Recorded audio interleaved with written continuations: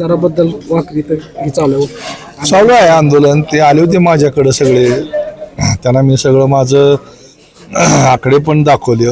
कारखान्याचे एकूण उत्पन्न वजा खर्च. तर सरकारने नवीन कायदा केला FRPचा. ती FRP तर आपण दिलेलीच आहे. शेतकऱ्यांना एका बाजूला ऊस शेती परवडत नाही, दर दिला पाहिजे, हे बरोबर आहे. पण शेवटी साखरेचं उत्पन्न, विजेचं उत्पन्न, इथेनॉलचं उत्पन्न हे वजा जाता, ह्यातून खर्च वजा जाता. जो पैसा राहतो तो आपण शेतकऱ्याला देतो.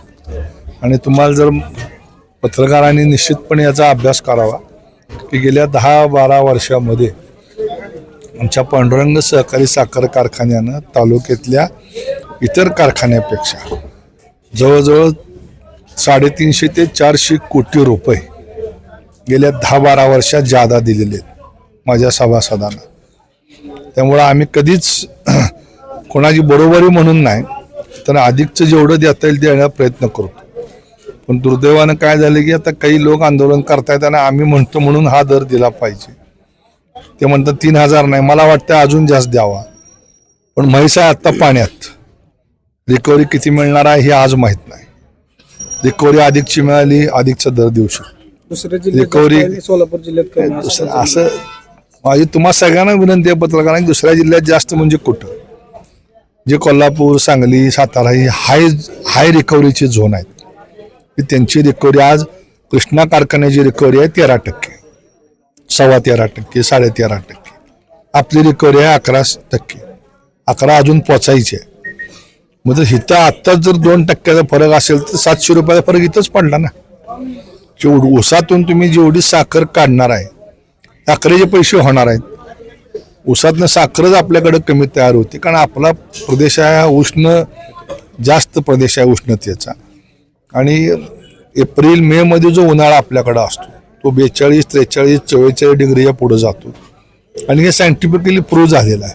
कोल्हापूर, सांगली, सातारा ह्या भागामध्ये उन्हाळ्याचं टेम्परेचर मॅक्झिमम जातं 38, 39, 40. त्यामुळं ऊसात अन्न तयार करण्याची जी प्रक्रिया आहे ती जसं ऊन तापल तशी ती प्रक्रिया मंदावते. जसं आपल्याला उन्हाळ्यामध्ये भूक कमी लागते आणि थंडीत भूक जास्त लागते. का लागते तर तेच निसर्गाच्या टेम्परेचरचा हा परिणाम आहे. त्यामुळे त्याचा इफेक्ट आपल्याकडं, आपल्यापेक्षा तुम्ही पलीकडे गेला उस्मानाबाद, औरंगाबाद, इथं अजून कमी आहे. इथं तर 8 महिने ऊन आहे. त्यामुळे या सगळ्याचा विचार करून ही FRPचं जे फॉर्म्युला सरकारनं काढला, हा विचार करून आज नाही, गेली 100, 70, 80 वर्षापासून ही 3 झोन आहेत. हाय रिकव्हरी झोन, मध्यम रिकव्हरी झोन आणि लो रिकव्हरी झोन. आपण येतो ते मध्यम रिकव्हरीमध्ये येतो. कोल्हापूर, सातारा, सांगलीची रिकव्हरी आपल्यापेक्षा 1-1.5%, 2% जास्त राहते. त्यामुळे त्यांच्या दरामध्ये 200-300 रुपयाचा फरक राहतो. हे साधं कॅल्क्युलेशन आहे. पण त्यामुळं न समजता जर आपण काय करायला लागलो तर आपल्याच पायावर कुऱ्हाड पाडून घेऊ. पांडुरंग कारखाना कुठल्याही खोटं कोणाला आश्वासन आम्ही आतापर्यंत देत नाही. कुठं 3500 देतो, 3600 देतो, असं कधी आम्ही देत नाही. जे द्यायचं आहे ते 100% द्यायचं. आणि आम्ही परत दिवाळीला देतो, पोळ्याला देतो, हे 2 पुढचे हप्ते असतात. त्यावेळेस लोकांना, शेतकऱ्याला पैशाची गरज असते.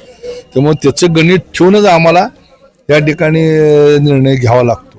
त्यामुळं एका बाजूला दिला पाहिजे ही भावना आहे, दुसऱ्या बाजूला कसं द्यायचं हे आर्थिक गणित आहे. या दोन्हीचा मेळ घालून आम्ही पुढे जातो.